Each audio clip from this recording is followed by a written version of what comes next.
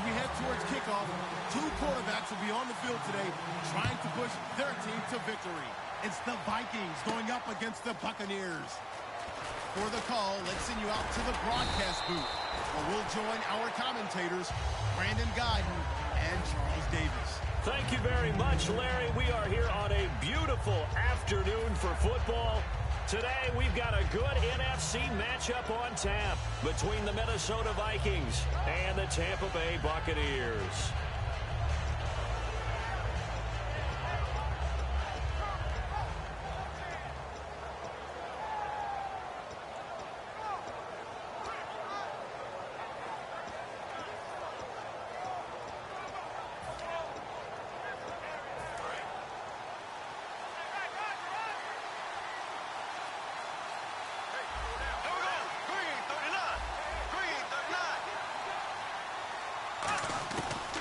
Now the first carry for Adrian Peterson. And he is going to lose yardage here. It's a loss of a yard there, and now second down. And there's your standard issue draw play. I like it a lot better when it's actually been set up.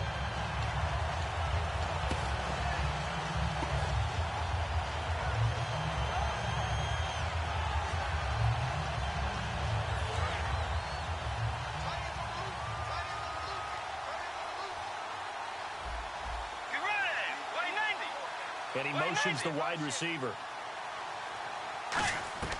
Second down, Bridgewater.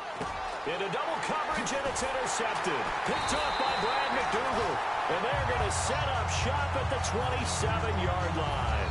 Certainly not how they envisioned ending their opening drive here in the first quarter. Too many ones in this play.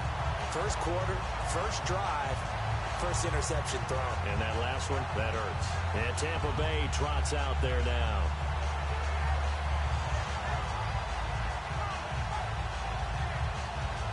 And they'll start this drive with very good field position. They come up in an offset eye. The first carry here for Jaquiz Rodgers. And he's going to be stopped here on this first play as he gets it to the line of scrimmage and no more. Chad Greenway in on the stop. And one advantage for this offensive unit is the big target, Mike Evans. Play to his strength, his size and catch radius. Throw it up there, let him go get it.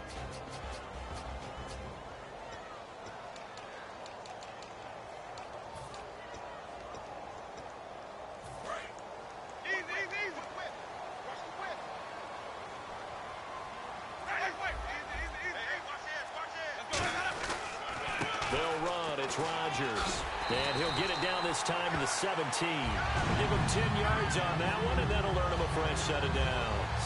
Absolutely love the run right there. This guy's known for his quickness, but also for his speed. He's able to get to the second level almost before you blink if you give him any type of blocking. Always talk about slot receivers, and they're usually known as quicker than fast. In this case, we've got a guy who's quick and fast, and he used it to great advantage. Now Rodgers, and nothing doing. He's immediately taken down at the line of scrimmage. No gain on the play. It'll be second down. And a look at the Vikings defensive unit. Anthony Barr almost defies description at times. He's built like a defensive end, but he plays outside linebacker and does it quite well.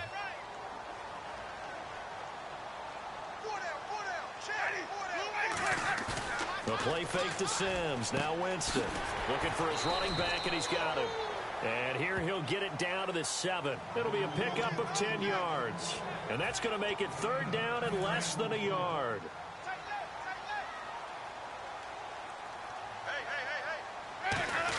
And they'll let their fullback try and push the pile. And he won't have the touchdown, but he will have the first down as he's tackled at the 2. Third and inches, just turn around and hand it to the big guy and let him plow forward and pick up a first down. A lot of people think that the offensive line, they may almost take the play off because they got a big guy back there pushing forward. I think it actually works in reverse. I think they block harder because they love seeing that guy get the ball because he doesn't touch it very often.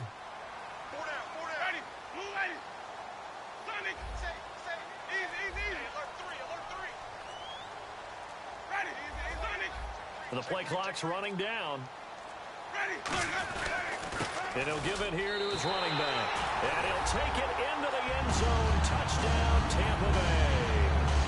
Jaquiz Rodgers taking it in from 2 yards out. And the Bucs have taken a first-quarter lead.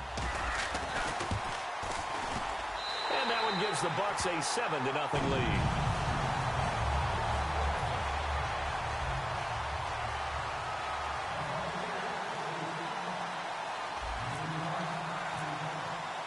After the touchdown, Aguayo now ready for the kickoff. This is taken about 7 yards deep.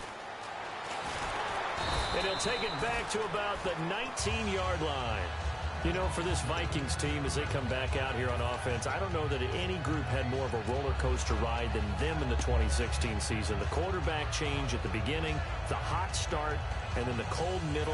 It was just a tough year for them, wasn't it? It really was, and when you look at how their season went, you mentioned the roller coaster. A lot of it can come back to the injuries, especially along the offensive line. I think by around October, maybe even early November, I'm surprised you and I didn't get a call to go audition to be a left tackle there because they were just down so many guys. So that made it difficult to run the ball and to protect Sam Bradford, their quarterback, and it reflected in their final record. And a new set of downs here after picking up the first on the ground.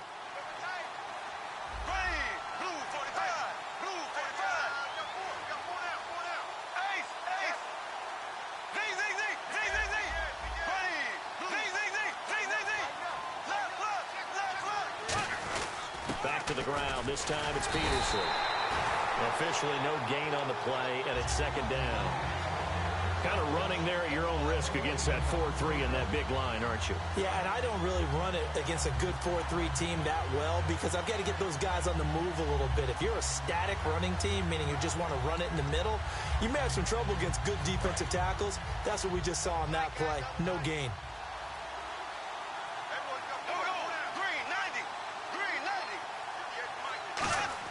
Again, Peterson. And the hole closes quickly. He gets it across the 35 to the 36-yard line. It's a gain of about 3, but it's going to leave him with third and still 7 yards to go. And the big boys up front in the trenches. What do you think of the O-line, Charles? I love them because this is a group that's so cohesive. They know what the man next to them is going to do at all times, and they operate as a terrific unit. Now the Georgia Southern man. This is Jerick McKinnon. It's a gain of just 3, and the offense likely going to yield to the punting unit here on fourth down. We always like to talk about defense in terms of levels. First-level defensive line, second-level linebackers, third-level defensive backs. On that run, that was what we call a first-level run, and it was stopped by a second-level player. And he's got Kyle Rudolph. 17 yards on the pickup, and they're able to pick up the conversion here on fourth down. So the offense has it 1st and 10.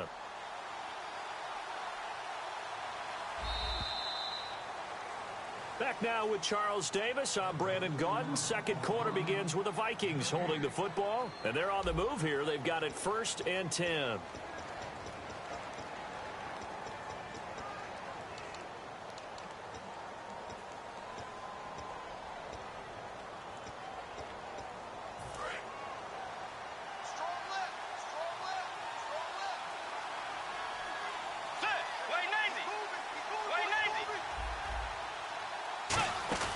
They'll run it now out of the gun. And he's going to be met at about the 43.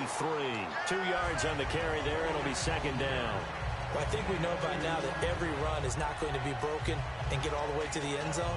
But these short ones still have their value. You can still set up your play action and throw the football. You control the clock because you have the ball and they don't. And often the physicality sets the tempo for the game. The wide receiver moving to a new spot. On second down, Peterson. And he gets it inside the 35 and just shy of the 30. A nice pickup there of 11 yards, and it'll move the sticks.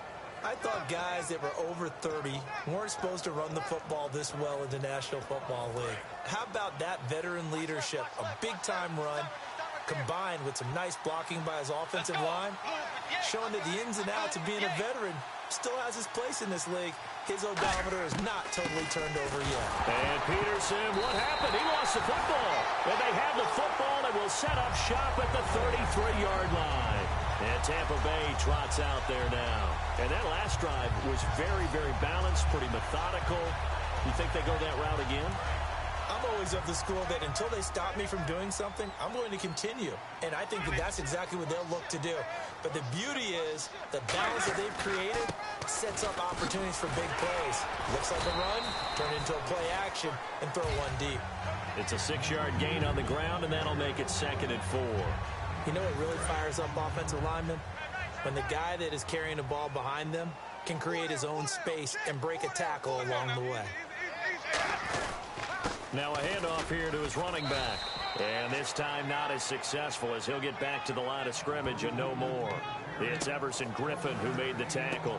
Well, so many times we look at a short run and we praise the offense for trying to set the tempo and establish things. But the defensive guys, hey, they just won the battle there. It wasn't a big run given up. They don't always have to absorb the body blows. Sometimes they dish them out themselves. 3rd and short yardage. Winston. Complete. He finds Braid.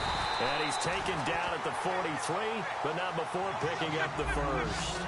And there's a completion to the tight end. And look at the size of these players nowadays. At that spot, 6'4", 6'5", and up. A lot of guys used to be basketball players. Somehow came back to football.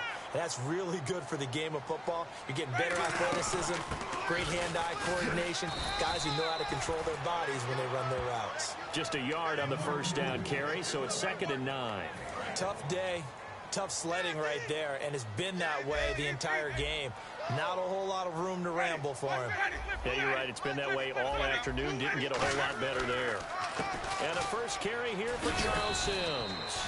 And the lane closes up quickly as he'll get about 3 down to the 38. In on the stop there, Andrew Sendejo. Partner, we know today's NFL is really built around the guy throwing the football.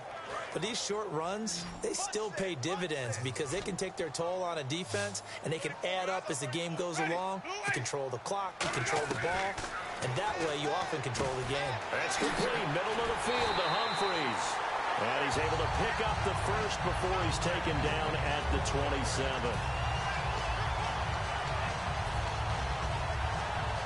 So here we go, 1st and 10 now. Possible run anticipation here as the D-line sandwiches together. Now they try the right side here. And he's going to be hemmed in and brought down right at the line of scrimmage. Tackle made there by Sharif Floyd. Big boys down there in the trenches and a nice play to stop them cold. Nothing there. Yeah, when you talk about big boys, you're talking about those defensive tackles, those nose tackles. They're not just big, they're immense. And what a big-time play there.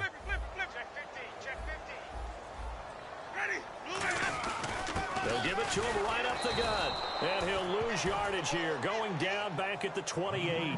It'll be a loss of 1. And that's going to lead to a 3rd and 11. Well, on that play, the expression, don't blink, you might miss something, certainly applied. That was fast. Defense diagnosed the play, and it was over in a heartbeat. 9th play of the drive coming up, and certainly not an easy one on 3rd and long. On 3rd down, Winston. They'll try and set up the screen. It's complete.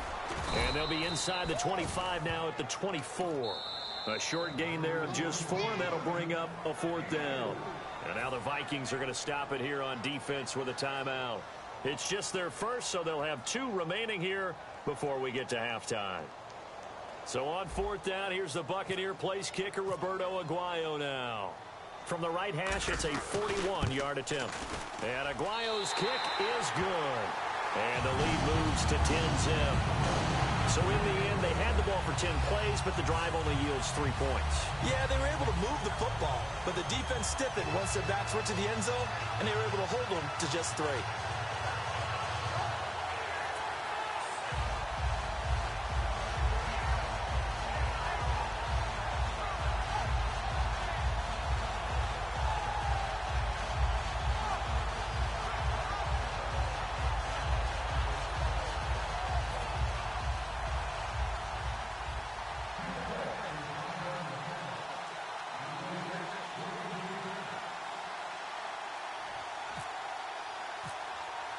Roberto Aguayo following the made field goal, set now to kick this one away. This is fielded a couple yards deep. And last year, that would have been a net gain of 5 on the return. This year, he stopped where he would have been if he had taken a knee, and that's at the 25. And now out comes Minnesota. And what do you think goes on here in this situation? If you got the football, you're trailing, you're back in your own territory with just a little time. Do you try something? You're thinking about jump-starting your team, right? You just mentioned it. They're down. They're trying to get back into the game. But you got to figure, if something goes wrong, you may have put yourself in a spot where you may not be able to come back in the second half. Managing risk, this is a big decision here. In order for a screen pass to break big, a lot of things have to come together and be well executed. But all it takes is one small thing to go wrong and keep it from being a big game. And complete, right side, the tight end Rudolph. Now whistles come in. We're going to get a timeout here by the offense.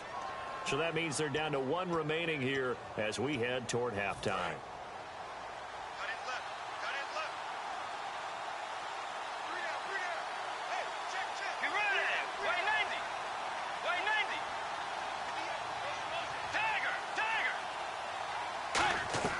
On 1st and 10, Bridgewater. He's going to flip one out here to his running back. Call it a 3-yard gain, and that'll bring up 2nd down. Was that a receiver? Yeah, actually it was. It was a running back who was a receiver on the play. Ike's been spending time in the receiver drills getting his feet down. Well, those guys out of the backfield, they got to be good agile with their feet. He showed the agility there with a toe tap. No doubt about it. It's like he'd run to ballet school. Got the toes down. Adrian Peterson off to the races. Touchdown, Vikings. Adrian Peterson in the final seconds of the first half. And the Vikings are able to make this a close game again. Well, this could be a big turnaround. They get the touchdown here in the final moments of the second quarter. And remember, Charles, they're going to get the ball to start quarter number 3 as well. So what you're saying is if they take the ball down to start the second half and score again, it could change the entire complexion of this game, couldn't it? Absolutely. That'll be taken in the end zone. Ooh, the juke. And Tampa Bay trots out there now. And from this spot in the field with the clock where it's at, you think we're just going to see a knee and that's it? And I think in this situation, that's the proper play. But we do know there's some risk takers out there that may want to take one more shot before the clock runs out. Winston. It's caught. Humphreys. That's going to go as a loss of 4, and it'll be 2nd down. They completed the screen on the perimeter, but boy, that was textbook defense. Exactly as you're taught to play against a wide receiver screen, and they snuffed it out for a loss of yardage. So 2 quarters down, 2 remain. Charles and I return after the break. Welcome back. Charles and I settled into the booth, ready for quarter number 3. Both teams appear ready for the fight ahead, and we resume action here in quarter number 3. That's fielded in the end zone. And he's able to get it across the 20, but not by much, as he's marked down at the 21-yard line. Out come the Buccaneers. They'll have it first to start in the 3rd quarter. They have the lead. Now they'll be looking to extend that lead. And this is where I enjoy talking about one of my favorite subjects, tendency breakers, or counters as I also like to call them. You've done things in a certain way in the first half, and they've had the ability to see what you've done. They're going to make their adjustments. So guess what? You adjust yourself and try and stay ahead of the pace because you are looking for some separation in this ball game. The adjustment to the adjustment. Without a doubt. Show them one thing, hit them with something else. And the D-line pinching together must be expecting the run.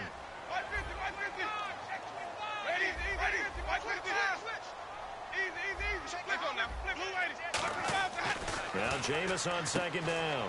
He's going to leave this for his running back. It's complete. And he's able to get out to the 32, brought down there. Just 4 yards on the pickup, but that's good enough to extend the drive. We always talk about having to read defenses and how complicated that is. Well, this was an excellent read.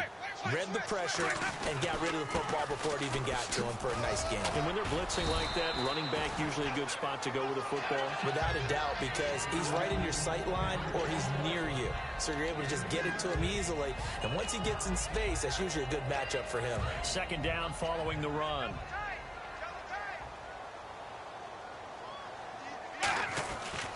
And to give this time to the tailback.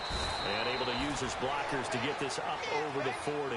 Good work to pick up 7 yards there. That gets him into a 3rd and 1 situation. And they only need a little bit here. 3rd down and very short.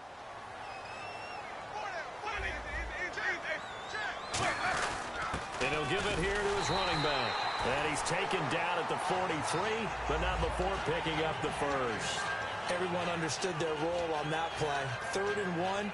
You know, the defensive guys, they're trying to get down and get low and get leverage on the offensive lineman, but they didn't allow that to happen. They created a crease and allowed him to get through for a first down. And he's got this one just across midfield to the 49. Just what you want on a first down run. Call it 8 yards, and it's 2nd and 2.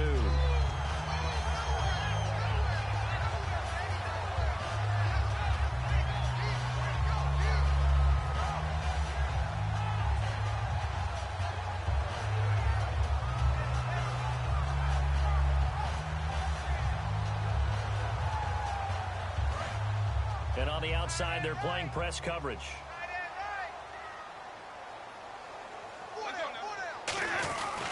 Sims. And he'll take it down shy of the 45 at the 46.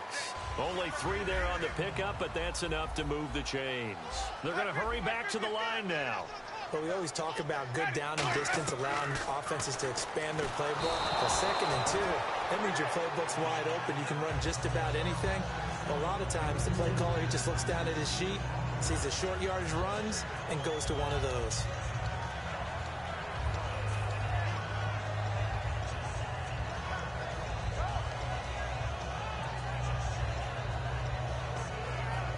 Offense looking to avoid a 3rd and long. It's 2nd and 10. Play action now. Winston finding time. He hits Rodgers in the flat. And able to break one tackle, but then quickly brought down. But a nice little gain. It'll be a gain of 8 yards, and they're going to have a 3rd down. I think the best offenses love to get the ball to their running backs in open space because they have the ability to make people miss, and they also have the ability to run over people. And if you do that throughout the game, after a while, they might just run through some of those tackles and go a long way. Well, we saw him shed a nice tackle on that play. It's a 10-yard pickup, and it moves the chains. And the tackle's made there by one of the secondary members. And I can guarantee you, having played that spot in the huddle right now or on the field, they're urging for a little bit more support from the guys up front. I actually remember one game where I hopped over a defensive lineman to make a tackle downfield and realized he was 10 yards downfield. That's not good. That's being driven off the line of scrimmage, and you can't have that if you're going to win a game on defense. 3 yards on the pickup there, and it'll be 2nd down. Some of the most unselfish players on any football team, defensive tackles, because we ask them to just eat up blocks, allow other people to make tackles.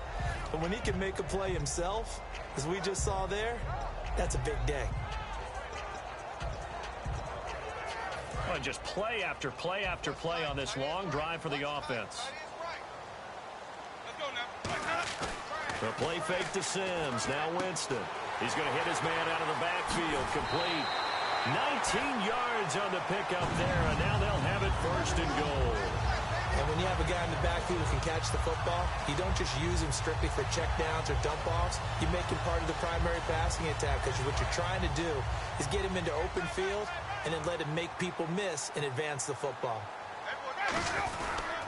They'll toss it out to Sims. And he's into the end zone. Touchdown, Buccaneers. Charles Sims, a 6-yard touchdown run. And the Bucs are going to add on to their lead. And, Charles, when you catch that toss going right or left, really, but right in this instance, do you go straight for the pylon? Is that where you're going? Well, typically you want to try and maneuver people a little bit so you have some space to get to the pylon. So I want to make sure I try and move them a little bit to the inside, and in this case to the left, so I can get to the right side and get to that pylon and wink at it as I go by. After the touchdown, Aguayo now ready for the kickoff. This is fielded a couple yards deep. And he'll wind up about 4 yards shy of where he would have been if he had taken a knee, as they'll start at the 21-yard line. It's the Vikings' turn on offense. We get ready for their first possession of the second half. They trail offense, first time to touch the ball in quarter 3, and we'll see what they can do. And I can't wait to see what they have planned, because some teams script to start a half. Other teams just go, okay, these are the sequence of plays we want to run. These things worked well for us. And sometimes they throw in that big chunk play right away. Shocker. Try and get after them early and try and create a big play to give themselves some momentum. See what they have up their sleeve.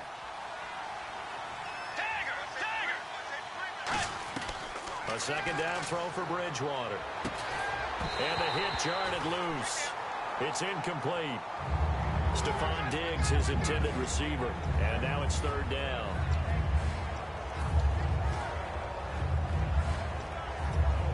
And this should be the final play before the quarter ends. And it looks like we've got a dime set here defensively. 6 DBs in the game. On third down, Bridgewater. And this time he's got the hook up. It's complete. Back now in Tampa. It's the Vikings in possession of the football, but they need some points. They're trailing here to start the fourth. First down and 10 now for the offensive group.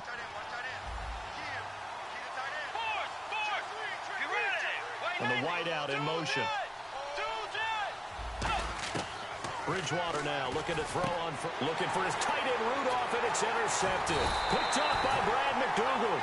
And they'll start with great field position at the 41-yard line. And Tampa Bay trots out there now. Shift together here from the D-line.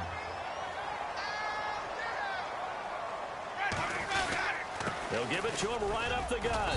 And little room to maneuver there. He gets it down to about the 39. Give him a couple on the carry there. 2nd and 8. Let's see what the offense comes with here. 2nd and 8. And in this situation with a lead fourth quarter, they're liking keeping the ball on the ground, I'm sure. That's just smart football, but you know the defense has to know it as well. They've got to stop him here. So now we're going to see that loading the box in a big way. 6, 7, 8, 9, whatever it's going to take, puts a little bit more pressure on your big offensive line.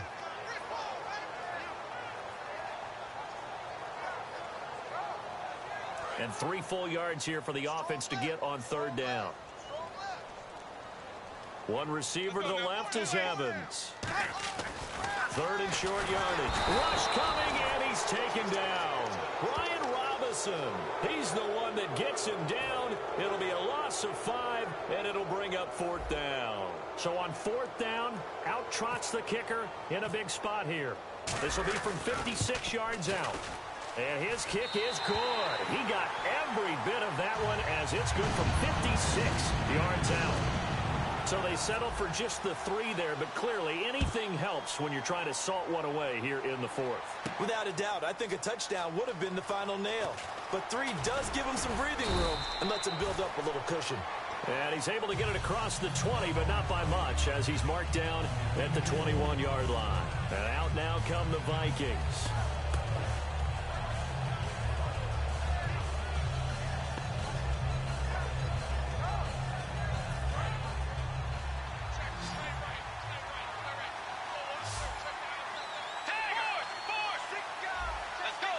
And he motions the wide receiver.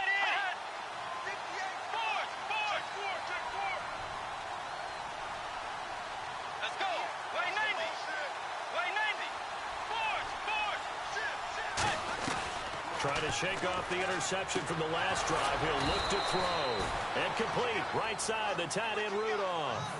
That one good for 16, and the drive will continue. And they're going to hurry back to the line now. A good start there on this fourth quarter drive. They need more of what we just saw. Down a couple of scores. There's still time. All right, it's not like he... And he's going to be intercepted a 3rd time. Picked off by Alteron Werner. And they take over. They'll set up shop at the 46-yard line. So out come the Bucs now.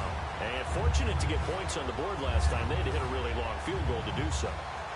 The kickers in today's game are so good and so skilled and hit from distances that we almost start to take them for granted, and we can't do that. That's a long field goal that they got 3 points out of. They've got to feel good about that, and they better make sure they love him up because he's helped them out. Yeah, now we'll see if that offense can put 6 on the board here. We'll see. They'll get only a couple down to the 44. Brian Robinson makes the stop. The fourth quarter here, they've got the lead. They want to keep it on the ground. That's what they're doing. Smart football. Keep the clock grinding. Keep it going. But you got to figure now, they're going to see more people stacked up at the line of scrimmage as they try and bleed it out. And some good tackling there as he stopped up at about the 41. 4 yards on the pickup there as it'll leave him with a third and about 4 more for a first. They come out with 1 back and 3 tight ends. Now Sims. And he'll maybe get back. And now the Vikings are going to stop it here on defense with a timeout.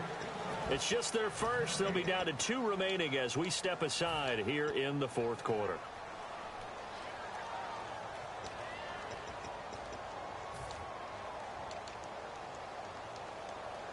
Here's Brian Anger now, as he should be able to pin him back deep here with his first punt.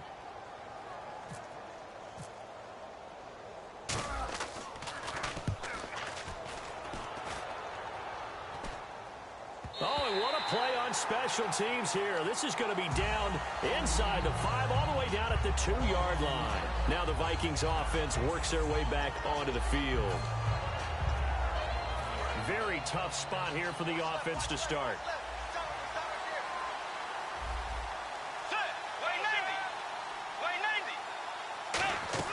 They go back to the air here after the INT. Oh, it's a screen pass. That's complete. And they'll get him down up past the 15. It's a gain of 14 there. And it'll be first down Vikings. And quickly they get to the line. First down, Bridgewater. Wide open receiver complete. And he'll get this up to the 34-yard line. 18 yards on the pickup there. And it'll be a Minnesota first down. The wide receiver moving to a new spot. On first and 10, Bridgewater. He's got it complete to Diggs, right side. That's going to go as a loss of a yard, and it'll be second down. Well, I know it goes against the instincts of the person catching the ball because all you're ever taught is catch the football, don't drop it. But drop it there. Yeah, in that situation, dropping it would have been better. End up losing yardage, even though they completed the pass. As good as a sack. Yeah, how about that? Although they won't get the same credit for it, and it won't help them at contract time. And right now, defensively, you love that, don't you? I mean, you'll give them that play. And they'll take it every single time. This is almost like nickeling and diming it downfield, and too much time is going to run off the clock. Here's Bridgewater. A dump down to McKinnon. Time for a break. We'll come back to wrap this one up after this. All right, they're going to try and keep hope alive here on fourth down. They're going for it. Desperation time. Brantford on fourth down. They had to go for it with such little time remaining, and the Bucs are going to take over with excellent field position to boot. Here comes the Tampa Bay offense now heading back out onto the field. They're out in front. Last time they had to punt it away. We'll see if they can add to their lead now. They don't want to go out and punt it away again. This team now wants to get a cushion, put people away. They want to run their offense and have it end up in the end zone. And when all else fails as a defender, when you're not there in the coverage, your best friend is exactly what we saw there. A big play shot taken by the offense. Unfortunately, it ended in a big drop. Winston here to throw. And intercepted. Maybe the turning point they need. Terrence Newman with a pick. And the return will be stopped at the 34-yard line. And now out comes Minnesota. And last time they were very fortunate, this offense. They went for it on fourth, turned it over in their own territory, but the other guys held up. They didn't give up any points. So how about the guy with the #1 headset on the sidelines, the head coach? That was planned going into it, not necessarily to not get the first down or to have the defense have to hold But he up. trusted his defense. Trusted his defense very much, and I think that's how he's going to play this game. Go for it, be aggressive, because I've got the wild bunch backing me up over here on my own sideline. Now we'll see what his offense can do. His throw incomplete. Cordero Patterson, the one he was hoping to get it to. Third down here. This has been a really nice day for the defense. They've made it so difficult to find open receivers because they're able to squeeze the passing lanes down. A lot of what they're doing is communicating. Receivers in one area, receivers in another area. They're almost what they call passing them off from one defender to the next, even in zone defenses, and making it very hard to find an open spot for the quarterback to deliver the ball. To throw is Bradford. Oh, a battle for it here, and this will be caught. It's a gain of 20 that time, and it'll give the Vikings a first down. And the offense moving quickly to the line. And the tip there altered the ball flight, and it falls incomplete. It'll be second down. Really nice play by the guys on the defensive side of the ball, but for the guys on the offensive line, they're doing a nice job of trying to protect their passer. But when a guy hops in the air and goes airborne to try and knock one away, it's difficult because you can't reach out and grab him. That'll be a holding penalty. So all you're trying to do is make some type of a play on him, make some type of contact to try and get his arms out of the sky. And the wideout in motion. Throwing again, Bridgewater on 2nd and 10. Now a desperation throw deep downfield. And they went for a big play through the air on 2nd down. Couldn't connect. Now it's 3rd. And here comes play number 6 on this drive.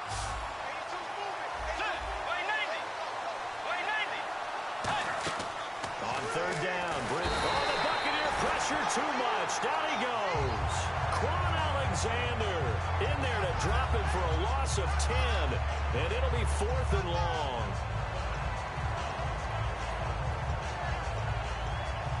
And they're indeed going to go for it here on 4th down. So trailing here in the last quarter. Let's see how this plays out.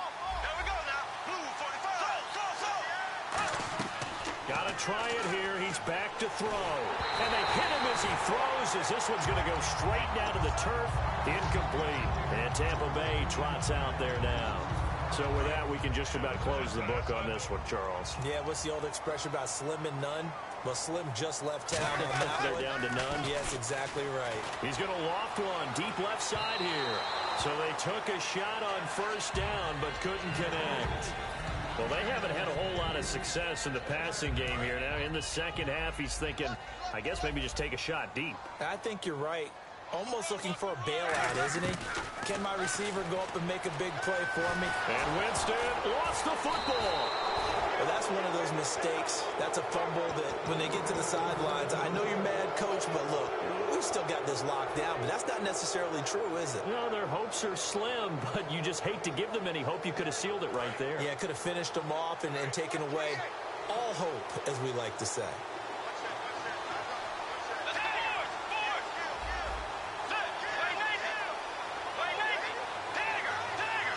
Possible run anticipation here as the D-line sandwiches together.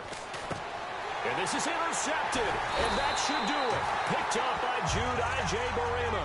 And a big turnover there as his guys will get the football back. And the Buccaneers getting ready to go as they take the field. 2 timeouts remaining defensively, but that shouldn't make much difference right here. It really shouldn't, but a lot of coaches look at it similar to baseball with the intentional walk. Always bringing another. And got his man complete. And they'll get 32 yards there. And it's good enough for a Tampa Bay first. So the D-line's going to spread out. And now it looks like they're going to be in the hurry-up. Now a play fake here on 1st down. And he finds a man with a crossing route. A big play that time for Tampa Bay. And even 40 yards.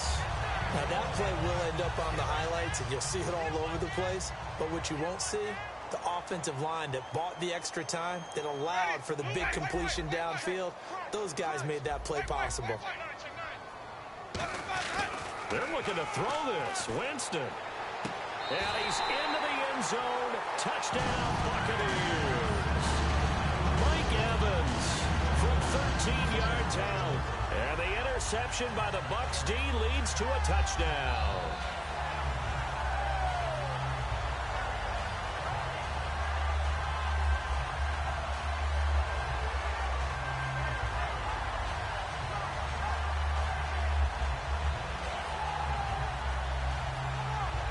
Aguayo on for the PAT.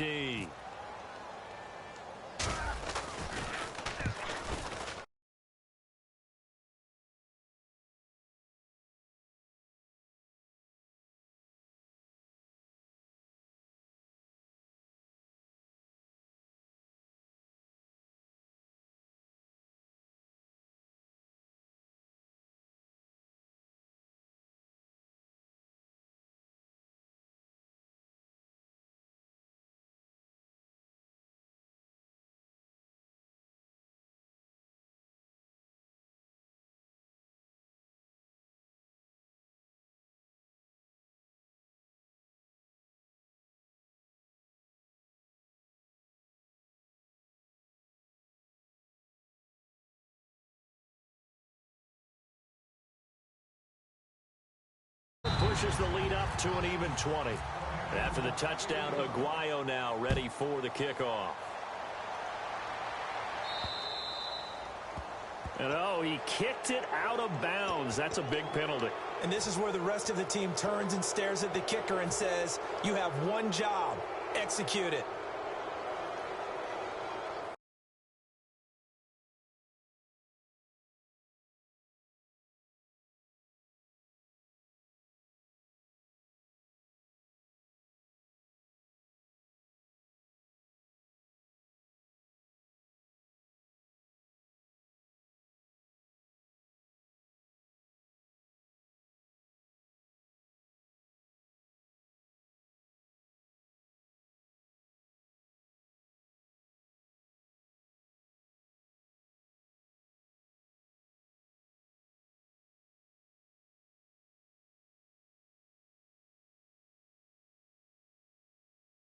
One last shot now for Bradford.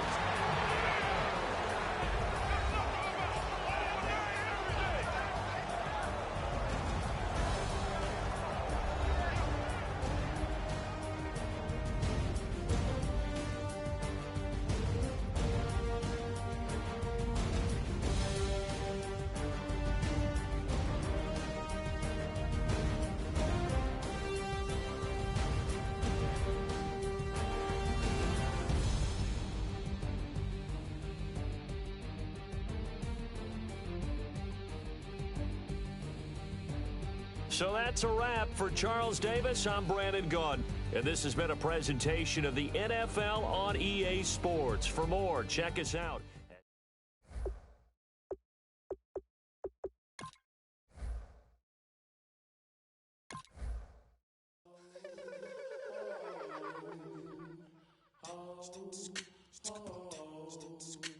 Hello, my name is Kamal. I am from the clouds. I'm a human now, but I used to be your raindrop. Word up, I'm really good at putting words up.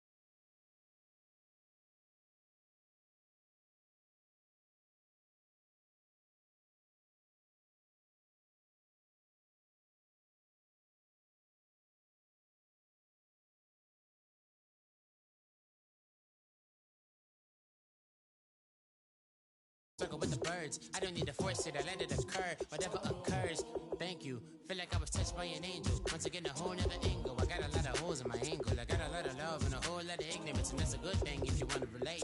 I'm just trying to relate. I'm just trying to relate. I'm just trying to relate. I'm just trying to relate.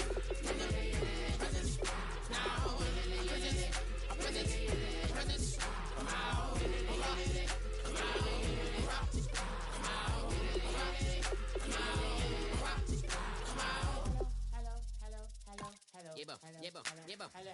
It's come out like a power.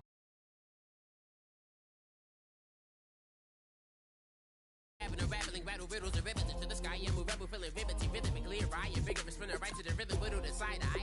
I am the killer in the grasses. I am the kid in the corner with the glasses. I am the spectre, you should respect them. I don't expect the special, ain't special. I don't expect nothing. I'm just really glad I can say something. That's a blessing. Ain't no stress affecting my presence. But sometimes the pressure keep pressing. Worst keeps my impression impressed. That's the way to relate.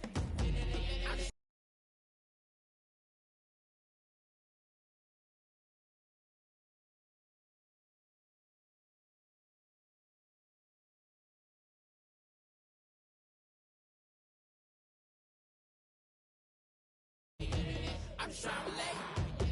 I'm just trying to relate. I'm just trying to relate.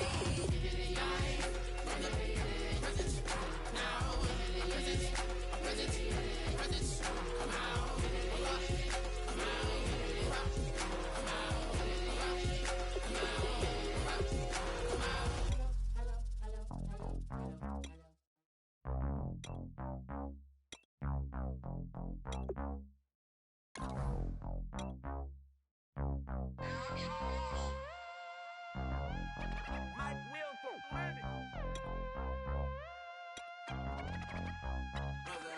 We set the roof on fire. We set the roof on fire. We set the roof on fire. We set the roof on fire. We set the roof on fire. We set the roof on fire. We set the roof on fire. We set the roof on fire. We set the roof. We set the roof. We set the roof on fire. We set the roof. We set the roof. We set the roof on fire.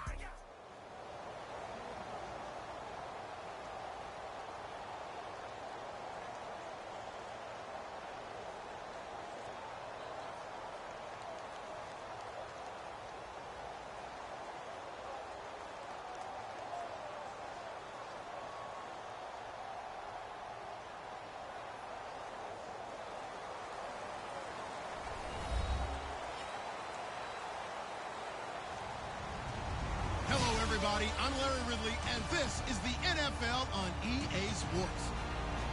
We've got a good one on tap today, and there's going to be two quarterbacks ready to get it done on the gridiron. It's the Vikings going up against the Buccaneers. So let's get you over to Tampa as we say hello to our commentators, Brandon Guyton and Charles Davis. All right, thank you, Larry. We are on the Gulf Coast of Florida at Raymond James Stadium here in Tampa. Coming up, we've got what should prove to be a good one between the Minnesota Vikings and the Tampa Bay Buccaneers.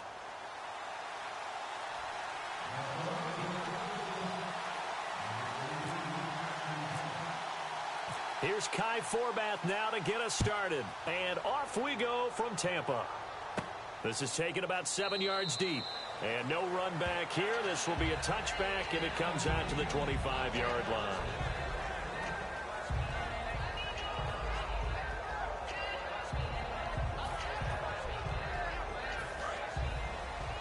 And the D-line pinching together must be expecting the run. Looking to jam the receivers at the line here. Press coverage look defensively. They go play action here on first down. Got a man, and he hits him in stride. 7 yards, the pickup on the pitch and catch. A good, safe pass there right off the bat. That's almost a rhythm play. That's what we like to call it. Get them into rhythm early, something safe, something they're confident about, something they feel good. And once that's completed, then you just keep moving from there because the confidence elevates. Now a second down throw for Winston. It's caught. Humphreys. And he's able to take this one up to the 35-yard line. It'll be a 3-yard gain, and that'll bring up what looks to be a third and inches. Can't be more than a half a foot. And how about this wide receiving core, Charles? Well, I was in the hotel watching a little film, and you popped your head in and said, these receivers are pretty good from what I can tell. You're exactly right. Can't wait to see them do their thing out on the field. And he's got a first down as he's up to the 48. That one goes for 13 yards, and it moves the sticks. Third and inches, they just hand it to the big battering ram there. That's football 101, isn't it? That's bread and butter. Turn around, hand it to the big fella, and let him get forward for a first down. And the offense lining up 1st and 10.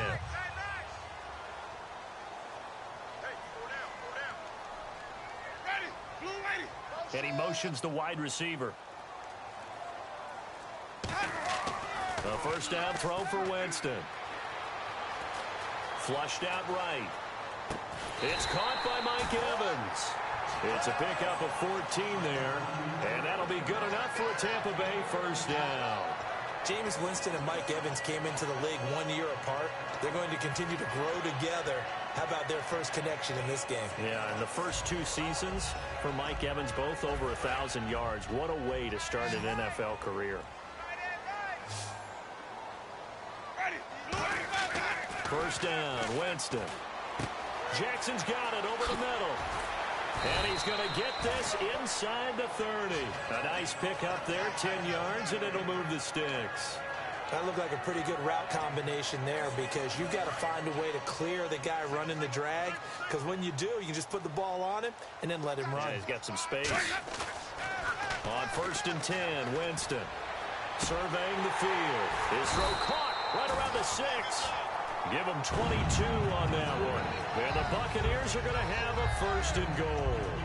And how about this first drive, they're being aggressive, slinging it around. Really confident, too, because they're not trying to fool them with running plays, throwing it, and they're being very successful right now. So the offense has it, 6-yard line, 1st and goal. It's a gain of a couple, and it'll be 2nd and goal. That run didn't get very far, and I think when you're looking at his dimensions, he's a little bit on the smaller side. He's counting on the big guys up front to escort him in, and they couldn't create any kind of space for him, could they? Yeah, didn't get the push they needed. And they'll try the ground game here with the running back. They'll wind up losing 3, and now it's 3rd down. Partner, I know we're in a goal-to-go situation, but my goodness, think about running the ball here. Not even a thought, is it? Defensively, they're in a prime spot. And I think the defensive guys are probably expressing themselves to them as well. I wouldn't run it here, guys. You might want to try throwing it. Can this defense get the stop on the opening drive? Here's 3rd and goal.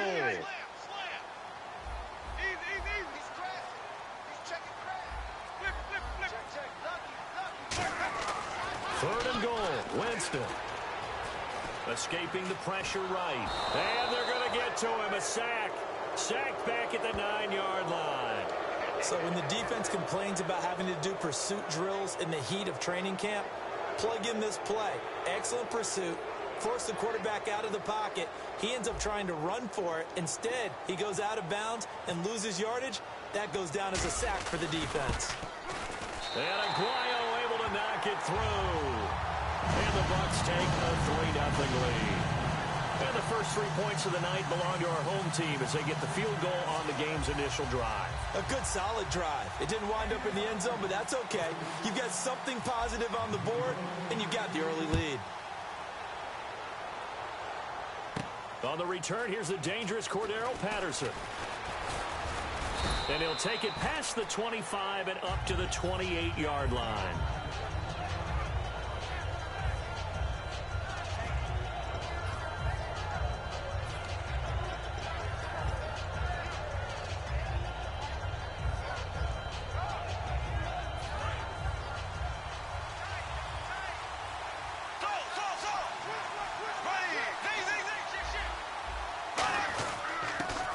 Carry now for Adrian Peterson.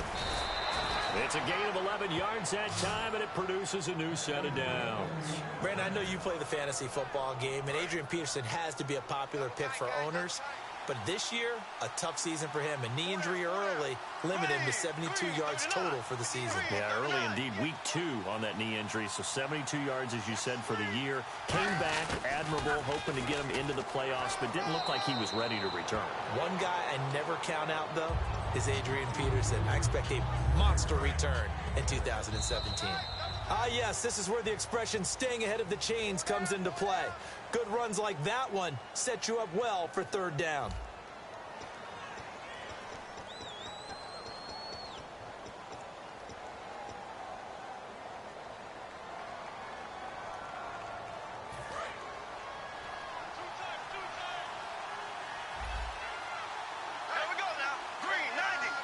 Shift together here from the D-line.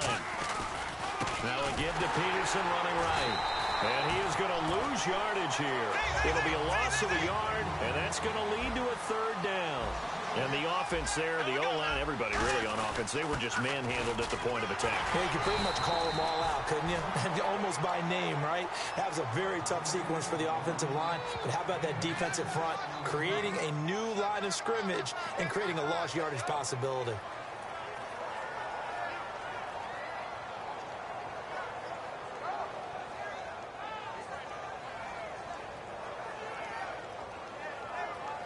So the run gets them the first, and now they operate with a fresh set of downs.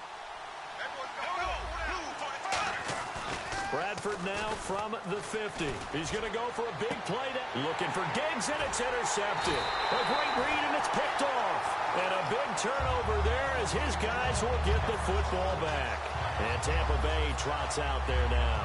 And they had 3 points last time, but they didn't want 3 points because they were well within range of scoring a touchdown. We'll see if they can do better now. I'm with you on that one. Let's just go ahead and be frank about the whole thing. The only one happy about the 3-point? The kicker. Exactly. He put it through the post. That's going to help him in contract time. But that offense, they're thinking, let's get in the end zone this time. I don't know if that helped him in contract time. You could have kicked that one through. I don't know about that. Toe bash. I don't know about that. Super tough. Not a run that you're going to write home about, but still a good first down run. That's what an offense calls staying on schedule. 3 to 4 yards on first down, you're set up very well for the rest of the drive. Jameis to throw it. Toward the sideline, and look at that catch. Dragging the toes, and that's going to be a first down. Well done. I know they don't like to hear it when they get to a certain age, but then you have to start to use your skills, your wiles, right, your mind to beat guys to the football, and getting your toes tapped in bounds definitely qualifies as that, doesn't it? The veteran showing he still has the agility. And nowhere to run on the interior of that defensive line. He'll get back only to the line of scrimmage. The tackle made there by Linval Joseph.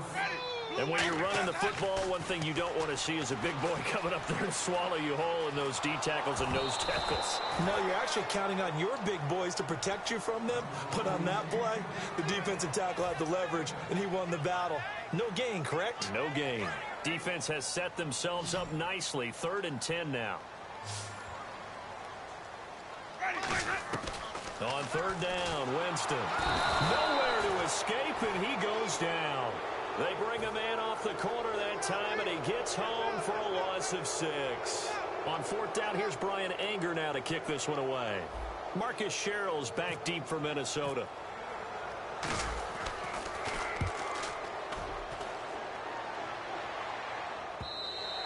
And that'll hit in the end zone. Much too much leg there. That'll be a touchback. And now out comes Minnesota.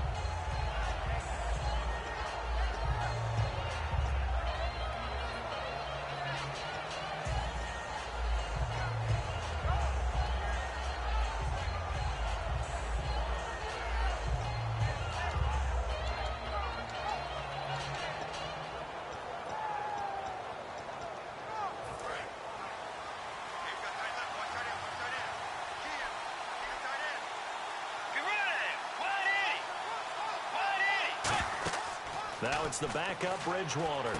And he's got the hook up here. It's Kyle Rudolph. That one good for 10 yards. And that'll bring up a 2nd and just about a few inches here.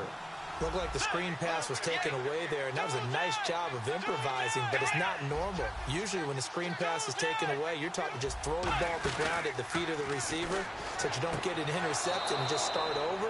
But he ended up finding another receiver. A really nice gain of 25 yards. Fresh set of downs here.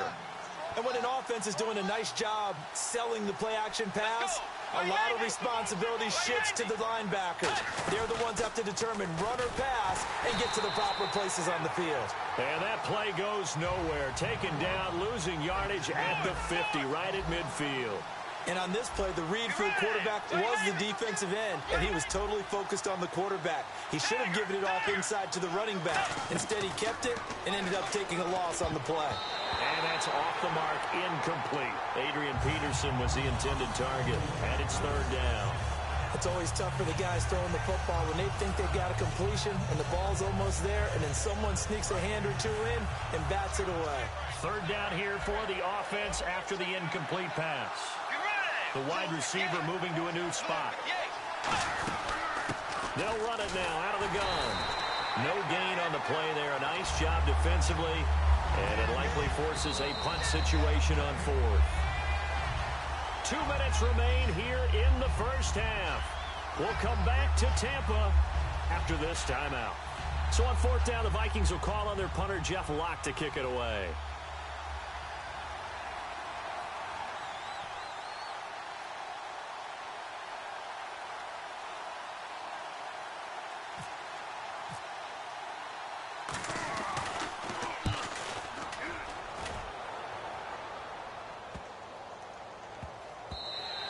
And that one hits at the 7, but bounds into the end zone, and that'll be a touchback. Now the Buccaneers offensive unit back out on the field. And a tight game after punting last time. See if they can get something going on this drive. As they head to the field now, with the game this close, you got to feel there's a sense of urgency for them going on offense right now. But they have to do it without letting panic creep in and affect their play. Give them 11 on the gain there, and it'll give the Bucs a first down. And now they're in the hurry-up. Throwing, Winston. Out to the flat, that's complete to his running back. And they get him down, but not before he takes it across the 40-yard line. All right, I'm going to show my age here a little bit. We used to talk about running backs catching the ball as safety valves. Nowadays, they're a big part of the passing offense. Quit acting like you're so old. You're only 65. Offensive linemen love creating space for their guys carrying the ball, but when that guy also breaks tackles and creates extra yardage, they almost feel like he's one of them, and they really embrace him. One receiver to the left is Evans. Now a handoff here to his running back. And this carry not as productive. He's swallowed up at the line of scrimmage. Eric Kendricks in on the tackle. We know that old expression, it's not my night. It hasn't been his so far. I don't know if the legs are a little bit heavy. Sometimes having to hang out all day and play doesn't exactly play to your advantage, but it's been a tough go for him. And every time he looks up, somebody's there defensively. That was the same case on that play.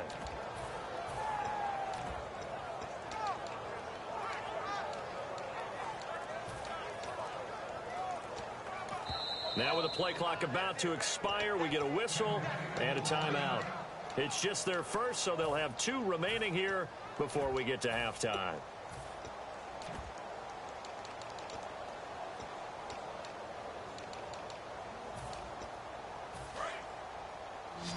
Looks like the defense in press coverage here. And the Vikings with an extra defender in the secondary on third. Playing coverage here. And he couldn't hang on to it through the contact. Incomplete. Normally, he's pretty reliable. Usually catches what's thrown to him. On that play, he simply dropped it.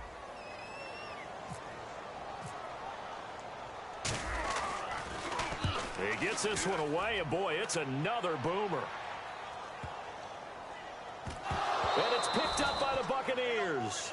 So not only do they get the fumble recovery,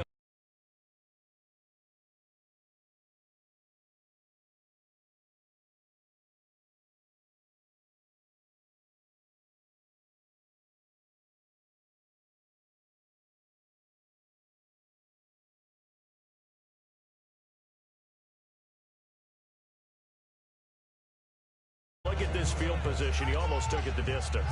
And the ability to not just make the play, but turn it into something big, that's what coaches harp on all the time. How do we create big plays that'll change the game? And that may have been one that just did. Flag comes out, and that's because the offense did not get the play off in time. And you can see the head coach, he is not happy. Everyone getting away from him right now because he's frustrated that they didn't get the ball snapped in time.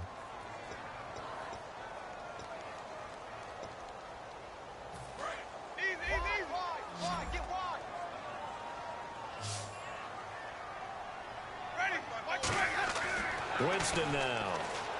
This will be caught at about the 5. And he's into the end zone for a Tampa Bay touchdown. Vincent Jackson in the final seconds of the first half.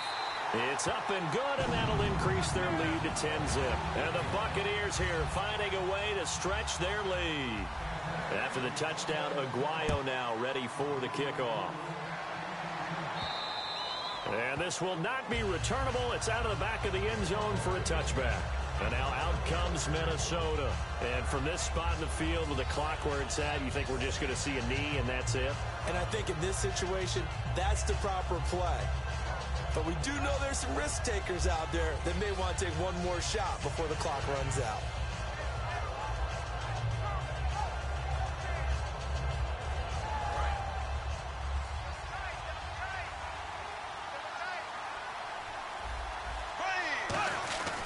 They start the drive with Peterson. And he stopped immediately there. We have hit halftime. Still 2 more quarters to go. We'll take a timeout. We'll be back after this. You're watching the NFL, and it's on EA Sports. It's in the game. So both teams have their marching orders, and we'll get going again here in quarter number 3. Now it's Patterson. And his guys will get the football right at the 20-yard line. Out come the Vikings. They'll have it first on offense as we begin the third. They come out here with a 0 on the scoreboard. What was said in that locker room? That's what I want to know. I would love to have been in there because We often have the feeling that there's a lot of shouting, screaming, people upset. But typically, halftime locker rooms are a lot more clinical than that. And in this case, are they upset that the plays weren't working because of execution? Or do they think they were just bad plays to call? Yeah. We'll find out pretty quickly here if they felt they had something going, but they just need to do it a little bit better or not. We'll find out. Looking to speed things up here, going with some tempo. Play action for Peterson. Now here's Bradford. Gerald McCoy is always going to be linked with Ndamukong Suh. They came into the NFL in the same draft class. There was a lot of debate about who was going to be the better defensive tackle. They just do it two different ways. McCoy, more movement, more elusiveness. That allowed him to make the play there for a short gain. A loss of a full 3 yards, and now it's second down. Gerald McCoy is so slippery and elusive in the interior of the defense.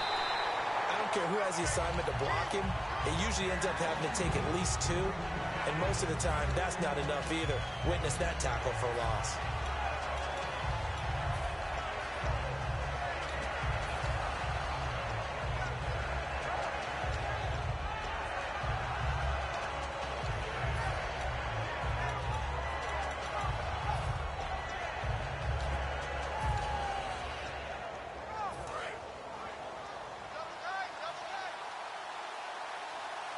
And they've got an extra defensive back out there now on 3rd and 13.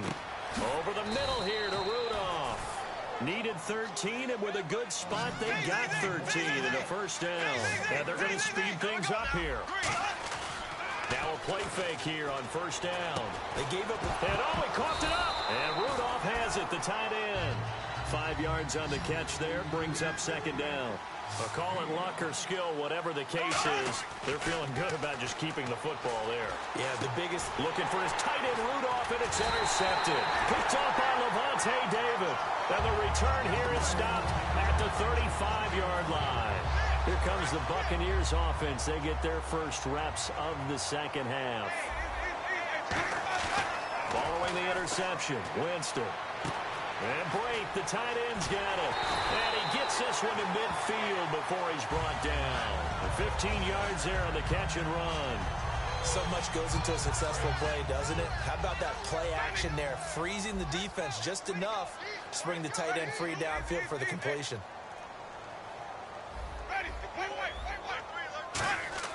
Winston now from the 50. And a catch right side by Evans. And he's going to be out of bounds, but able to take it inside the 40-yard line. It's a nice completion, a little bit of run after catch as well to create the yardage that they got. But it is so tough to cover that route, the drag route, because they run it at varying speeds. Because the key is to create hesitancy on the defender's part. Always so empathetic for those DBs, aren't you? And he'll snag about 5 yards down to the 32. In my book, that's running the ball well, but with intelligence. How about him keeping the clock moving, staying in bounds? Yeah, even though it's the third quarter, you're thinking ahead, aren't you? This is where your running game can really help you with a lead in the second half. I agree totally. It's not just end-of-the-half situations that you worry about the clock. It's throughout the game. And with a lead, stay in bounds. Make them fight harder to try and catch you. 3rd down and 3.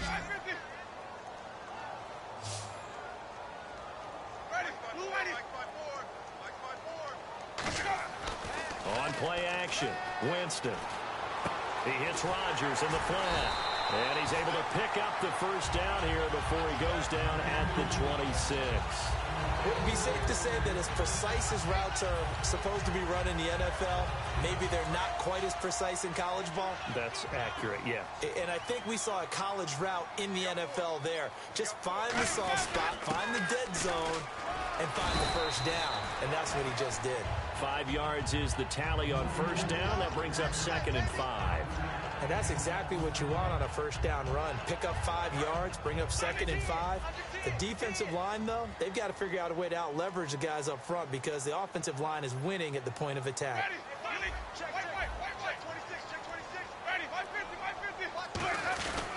And to give this time to the tailback. And this has been a recurring theme tonight for sure. Nowhere to run. Back to the line of scrimmage, that's all. The tackle goes there to Linval Joseph. All runners count on their eyes to find the gaps and creases, to find open space. There was absolutely none on that one. Totally swallowed up on that play.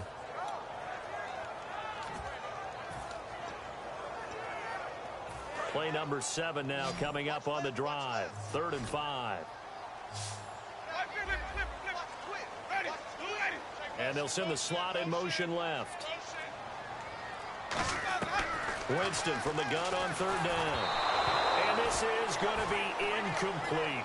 A pretty good coverage there, and both of these defenses, they've had good coverage throughout this one. No doubt about it, and in today's NFL, where we're used to a bit more scoring, this feels almost like a well-pitched game in baseball on both sides, where the tension continues to build. Who's going to make the big play? So put another 3 on the board, and all things considered, a good opening drive here to begin the 3rd quarter. It sure was. I think as a head coach, you're happy to come out and put a little drive together, take the 3 points, and build on your lead. And he'll get it up to about the 26-yard line, just across the 25. Now the Vikings offense gets set to take over here. Looked like they had something going last drive. Then the interception happened. Will they recover? The memory they need to keep with them is that they did have something going. They were moving the ball on offense, had a nice sequence going. Don't worry about the other part. You can't get that back. Let's go back to what you were doing well before. I thought you were going to say they need to have no memory, but remember the good part, forget the bad. I like that even better. Oh, he's got a man wide open, complete. Touchdown, Vikings. Adam Thielen, 74 yards. And the Vikings have made this now a 1-score game. And correct me if I'm wrong, that was just a simple fly route, wasn't it? No, there's nothing to... And oh, it's blocked.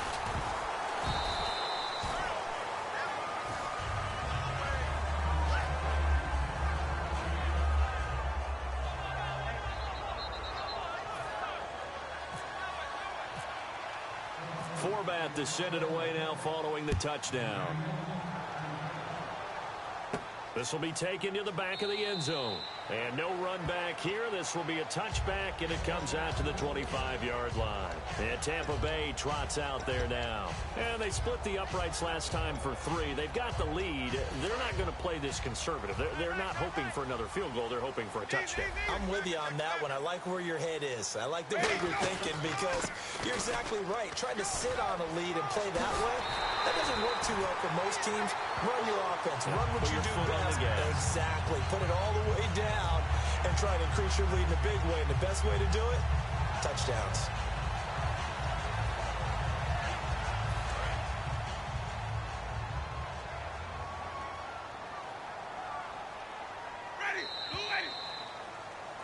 Back now in Tampa. It's the Bucs. They've got the football. They also are in front here on the scoreboard as we start the 4th.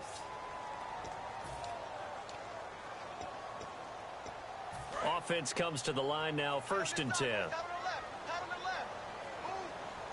And on the outside, they're playing press coverage.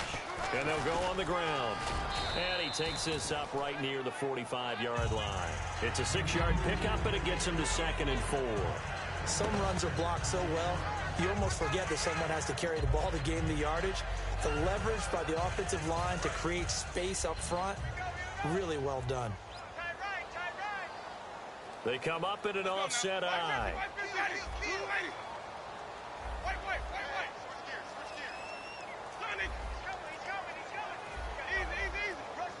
They'll need to get the play off quickly. Jameis to throw it. Evans has it left side. Touchdown, Tampa Bay. Mike Evans, 54 yards. And the Bucs are going to add on to their lead. Good pass, clean catch, and a house call there on the fly route. And not that much room to operate. So that tells you about his acceleration. We always talk about being able to go from 0 to 60 real fast. Took him less time than that to get to top speed and complete that play. After the touchdown, Aguayo now ready for the kickoff. This will be taken to the back of the end zone. Oh, nice spin. Oh, that brought back bad memories. And with a new rule, that decision to bring it out will cost him about 5 yards as he only gets to the 20. And now out comes Minnesota. And last time the formula was pretty simple. One play drive, long pass. Maybe they just want to do that again, right? And that's exactly how you want to draw things up. Whether it's on your grease board, right, in your playbook, one play drive's exactly what you want on offense. What they have to be careful of is not having a letdown. It was real easy last time. They can't expect that going forward. Yeah, we'll see if it's that easy here. They'll get 4 there out of the screen, and it's second down. So many things have to come together just right for a screen pass to break for big yardage. The blocking, the timing of the pass to the runner, everything has to fit together just right. But on that play, the defense was able to disrupt things and hold it to a short game. He lost 2 there, and it's third down. They're going to hurry back to the line now. On third down, Bridgewater. And he's got Kyle Rudolph. And he's able to get this one up to the 45-yard line.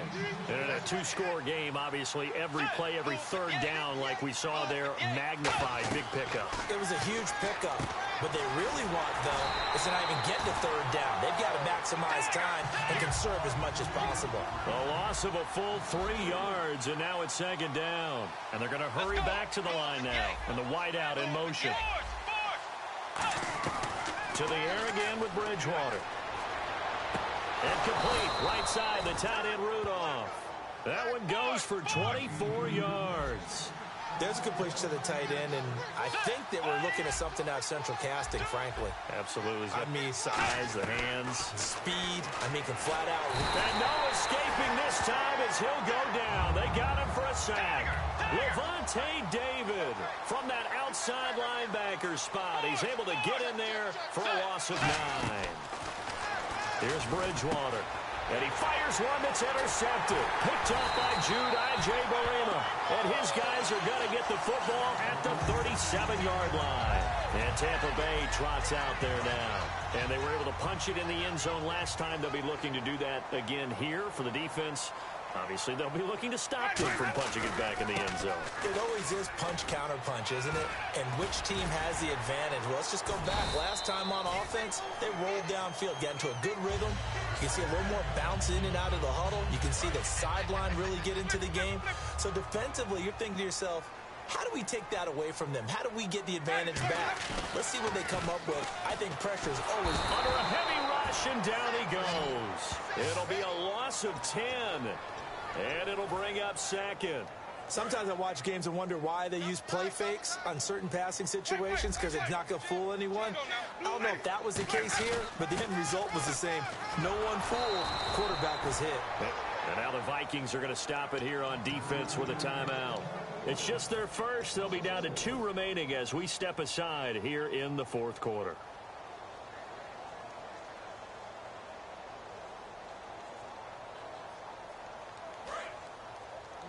Looking to jam the receivers at the line here. Press coverage look defensively. And some secondary help here for the defense in the nickel on 3rd and long. Now they set up the screen. That's complete. He will not go down. Have to retake those ankles. They get a big amount back, 18 yards, but they'll still look at a 4th down now. He's played a great game. It continues right there, even with this lead, confident to throw the pass and have the reception made. There's no doubt who the leader of their team is there? There's no doubt who they want to ride all the way to the finish, because strategy would tell you run the football, run the clock down. Instead, they're letting him throw it because they feel that confident in what he's getting done. Averaging over 50 yards a punt so far as this one's away. And a nice job here to down this one right on the 5-yard line. And now out comes Minnesota. And in enemy territory last time through the interception. We'll see what they do on this drive. Can't wait to see how it alters what they decide to do in play calling. Do they continue to throw the ball? Do they want to lean more on the running game? It'll be an interesting sequence of plays that they've got coming up. Does it often affect the play calling with the interceptions? How much does that change what you do? I think it does depending on why the interception was thrown. Sometimes it's just a matter of the defense made a great play, so you continue to come back. But if it's on you, if the offense just doesn't have the confidence, if they're a little bit shaky, maybe try and take the pressure off and run the ball a little bit.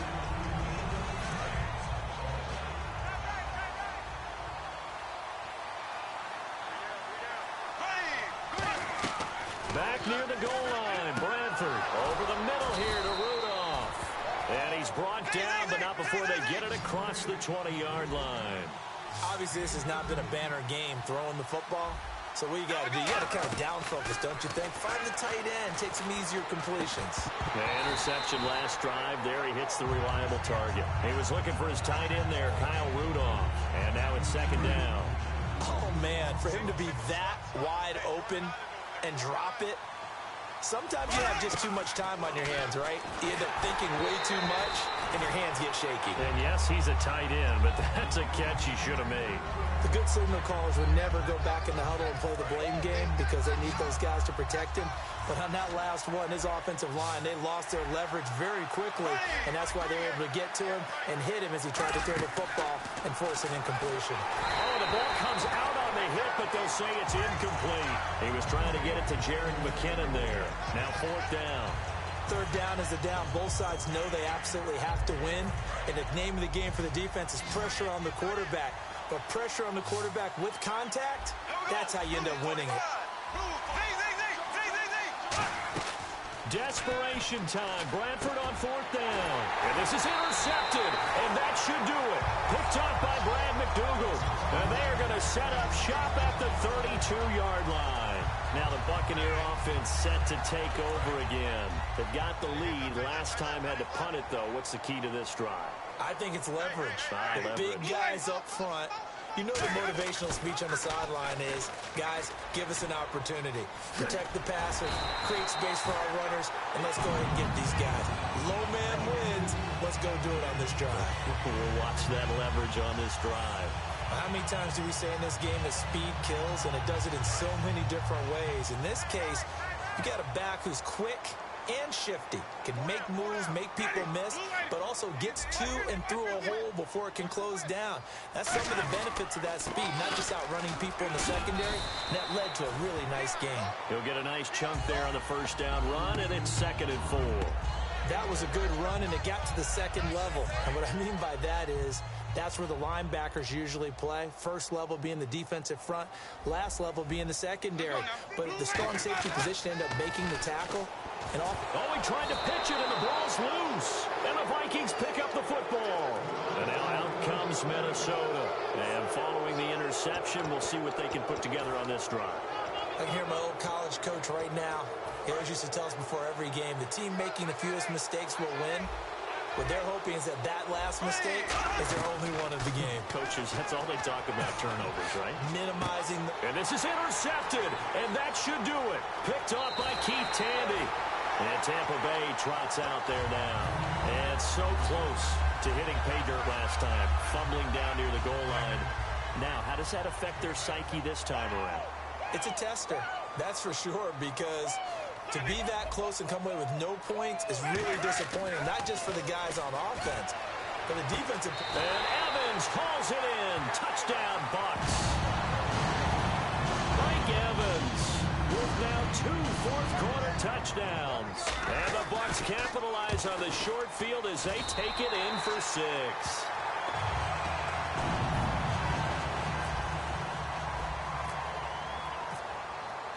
After the touchdown, Aguayo now ready for the kickoff. And that'll carry over the back line of the end zone for a touchback. And now out comes Minnesota. They've lost this one. Their offense has struggled. Did they try to put together something here at the end just to take into next week? Yeah, sometimes teams want to do that and coaches want to. I remember one time I was on a team and we were losing late in the game like this, and you knew it was lost. It was over, right? And the coach called a running play and pretty much said to everyone, I want to see something executed well before we get out of here. And that was the message to the team. Just something to build on. Just something to build on. Get it done. And now hold everything here. We're going to get a timeout by the offense. That'll leave them with just 1 remaining in this 4th quarter of play. That was a nicely run slant route, and what the receiver's trying to do is make the defender think he's going upfield for a deeper route and then breaks it off, usually after. Now whistles come in. We're going to get a timeout here by the offense. That'll be their 3rd and final stoppage here as we step aside. Bradford now from the 50. And now here is another interception. A great read in it's picked off. And they have the football and will take over at the 24-yard line. And Tampa Bay trots out there now. They have the dream scenario you hope for coming into the game. Just one kneel here, and this game should be over. And it's always the final play of preparation each week. The practicing of the kneel-down formation, the victory formation. Into a double team, and it's intercepted. Xavier Rhodes with a pick. And that will write a finish to this ball game. And Charles, you know what coaches...